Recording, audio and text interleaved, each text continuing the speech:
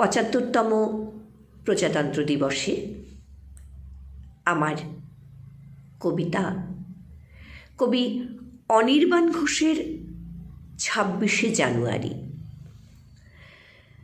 পাথরে পাথরে বিষণ্ণ ফুল ফোটে, মৃত কুয়াশায় জেগে থাকে ঘর বাড়ি, দূরে কোনোখানে বিউগল বেজে ওঠে আরও একবার 26শে জানুয়ারি। তীক্ষ্ণ আঁচড়ে ছিন্ন ভিন্ন রাত, মেয়েটি আব্রু বাঁচাতে পারে না তার।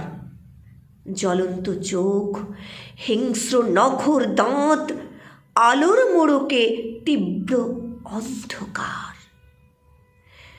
ধূলি ধূসরিত পথে পথে কোলাহল, মিছিল, ধর্না, গুলি, বোমা, বন্দুক, অতি সামান্য খড়কুটো সম্বল।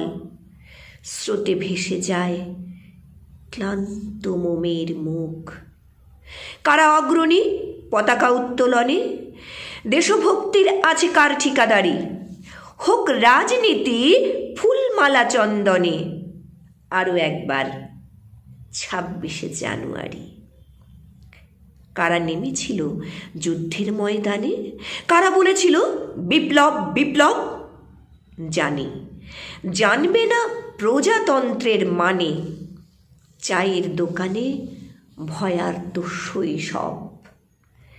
কাল রাত্রিরে তুমুল হট্টগোল, কাল রাত্রিরে সবাই দুয়ার এঁটে, কাল রাত্রিরে শূন্য মায়ের কোল, কাল রাত্রিরে তালা পড়ে মিল গেটে। মহা উৎসাহে মাতব মহোৎসবে, কাছা কোঁচা খুলে আমরা অহংকারী, বাতাসে কেতন উড়বে সগৌরবে আরও একবার 26শে জানুয়ারি।